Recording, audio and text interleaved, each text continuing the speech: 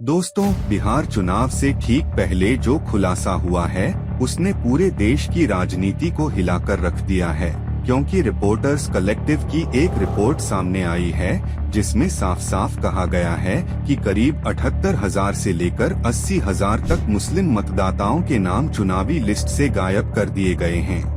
यानी 80,000 वोटों की चोरी का बड़ा खेल खेला गया है और इसके पीछे बीजेपी नेताओं और उनके सहयोगियों की भूमिका को लेकर गंभीर सवाल उठने लगे हैं। दरअसल यह पूरा मामला बिहार के ढाका विधानसभा इलाके का है, जहां पहले ही चुनावी नतीजे बेहद मामूली अंतर से तय हुए थे। 2020 के चुनाव में बीजेपी के उम्मीदवार ने आरजेडी को मात्र 1014 वोटों से हराया था। ऐसे में अगर हजारों मतदाताओं के नाम लिस्ट से हटाए जाएंगे तो परिणाम पर उसका असर साफ देखा जा सकता है। रिपोर्ट कहती है कि मतदाता सूची से जिन नामों को हटाने की मांग की गई उनमें से लगभग हर एक नाम मुस्लिम मतदाता का था और यह मांग बीजेपी के बूथ लेवल एजेंट्स से लेकर ढाका के बीजेपी विधायक पवन कुमार जायसवाल के निजी सहायक धीरज कुमार तक ने की। इतना ही नहीं, बिहार बीजेपी राज्य मुख्यालय के लेटर हेड पर भी मुख्य निर्वाचन पदाधिकारी को पत्र भेजा गया, जिसमें एक साथ 78,384 नाम हटाने की मांग की गई। सवाल ये है कि आखिर इतनी बड़ी संख्या में मुस्लिम मतदाताओं को विदेशी या घुसपैठिया बताकर वोटर लिस्ट से क्यों हटाने की कोशिश की जा रही है?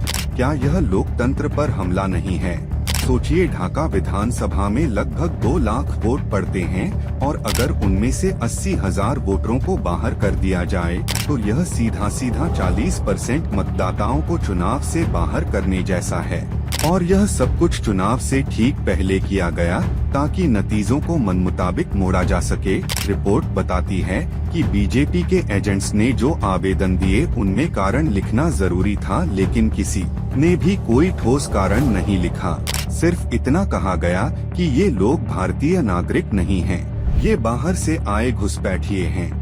लेकिन हैरानी की बात है कि जिन मतदाताओं के नाम हटाने की मांग की गई उनके पास वोटर कार्ड और एपिक नंबर मौजूद थे, यानी पूरे दस्तावेज होने के बावजूद उन्हें लिस्ट से बाहर करने की कोशिश हो रही थी। अब यह भी सामने आया कि जब रिपोर्टर्स कलेक्टिव ने इस पर बीजेपी विधायक पवन जायसवाल से सवाल पूछा तो उन्होंने कहा कि दिल्ली के पत्रकारों को हमारे स्थानीय मामलों से क्या मतलब। यानी साफ है कि सवालों से बचा जा रहा है और दोषियों की जिम्मेदारी से पल्ला झाड़ा जा रहा है।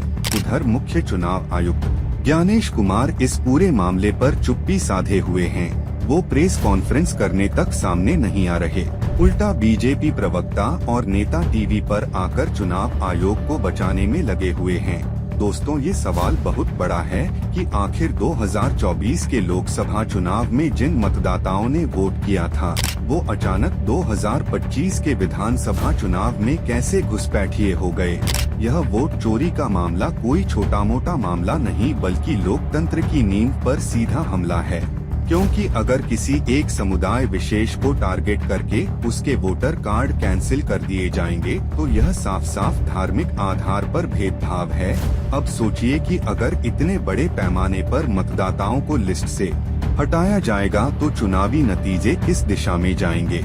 यही वजह है कि विपक्षी दल कांग्रेस और तेजस्वी यादव जैसे नेता इस मुद्दे को जोर शोर से उठा रहे हैं और चुनाव आयोग की निष्पक्षता पर सीधा सवाल खड़े कर रहे हैं। अब समय आ गया है कि देश की जनता भी इस सच्चाई को समझे और पूछे कि क्या सचमुच हमारा वोट सुरक्षित है, क्या चुनाव आयोग अब भी निष्पक्ष है या फिर सत्ता पक्ष की कठपुतली बन चुका है। क्योंकि अगर वोटर लिस्ट से एक साथ 80,000 नाम हट सकते हैं तो कल को किसी भी इलाके में किसी भी समुदाय को वोटिंग से वंचित किया जा सकता है और यही लोकतंत्र के लिए सबसे बड़ा खतरा है।